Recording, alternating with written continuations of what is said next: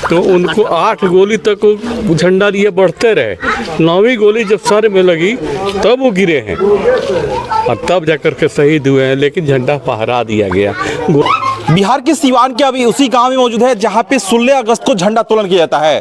कल 15 अगस्त था, 15 अगस्त को सभी सरकारी कार्यालय, प्राइवेट संस्थान पर झंडोत्तोलन किया गया, लेकिन सिवान के दरौंदा प्रखंड के बाल बंगरा गांव में 16 अगस्त को झंडोत्तोलन किया जाता है। दिखाने का प्रयास करेंगे। फुलेना बाबू जो थे, जो इनको अंग्रेजों द्वारा गोली मारी गई थी, उनकी शहीद हो गए थे, उस बाद से गाँव के लोगों द्वारा यहाँ पे उनका स्मारक बनाया गया और यहाँ पे 16 अगस्त को जो है झंडोत्तोलन किया जाता है। लेकिन कहानी क्या कुछ है, सबसे पहले स्थानीय लोगों से बातचीत भी करेंगे। लेकिन बता दें कि लगभग 50 वर्षों से गांव के लोगों द्वारा यहाँ पे 16 अगस्त को जो है झंडोत्तोलन किया जाता है। मेरे साथ गांव के तमाम लोग मौजूद हैं। चाचा, 16 अगस्त के आखिर झंडोत्तोलन काहे होला बाल बंगरा में?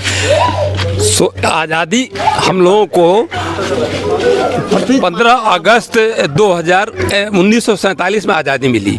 आज़ादी के 5 साल पहले भारत में क्विट इंडिया मूवमेंट जो चला था 1942 में, तो उसमें सिवान जिले के प्रभारी माननीय फुलेना प्रसाद जी थे।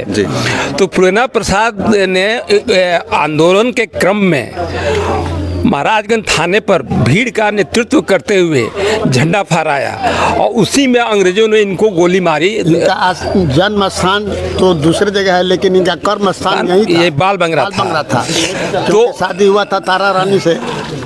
तो इसलिए 16 अगस्त को हम लोग बलिदान दिवस या शहीद दिवस मनाते हैं और उसके 5 साल बाद आज़ादी मिली 15 अगस्त को। तो 15 अगस्त को सारा देश स्वतंत्रता दिवस मनाता है, इंडिपेंडेंस डे, और ये शहीद दिवस है। 16 अगस्त शहीद दिवस मनाया जाता है। हाँ, शहीद दिवस है। अच्छा सर, ये सवाल ये खड़ा हो रहा है कि तमाम जनप्रतिनिधि आपके गांव में वोट मांगने आते हैं, विधायक हो गए, सांसद हो गए, लेकिन आज तक यहाँ पे सरकार की तरफ से ना पुस्तकालय बना, ना कोई उनके द्वारा यहाँ पे उनके स्मारक में कोई रंग रोगन का कार्यक्रम कराया। गांव के लोगों द्वारा एक स्मारक अभी तत्काल में बनवाया गया है, इसको लेकर क्या कहिएगा? हम लोग कहेंगे, हम लोग क्या कह सकते हैं? हम लोग हर जनप्रतिनिधि से अप्रोच करते हैं और कहते हैं कि यहाँ पर उनकी याद में एक स्मारक बनवाया जाए और पुस्तकालय बनवाया जाए और कम से कम रात्रि विश्राम गृह की व्यवस्था हो। लेकिन किसी जनप्रतिनिधि ने न फंड दिया, न इसके लिए कोई कार्य किया। सरकार ने तो हमेशा से उपेक्षा की, क्योंकि दीदिया आरंभ से ही गर्म दल की थी और जो कांग्रेस बटी तो जयप्रकाश नारायण के साथ आ गई थी। इस वजह से सरकारों ने तो बिल्कुल ही इसकी उपेक्षा की।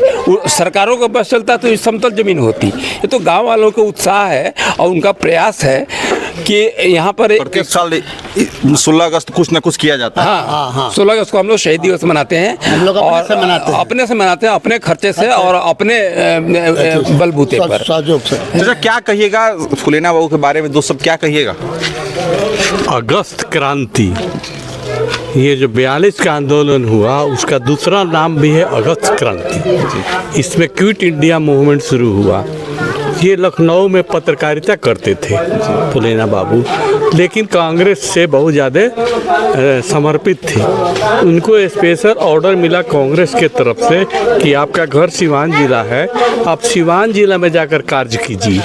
तो सिवान जिला में आए तो 9 अगस्त से जो शुरू हुआ, 10 अगस्त को किसी और ब्लॉक में, 11 को किसी और थाने में, ऐसे ही करते करते 16 अगस्त को महाराजगंज का अथी हुआ।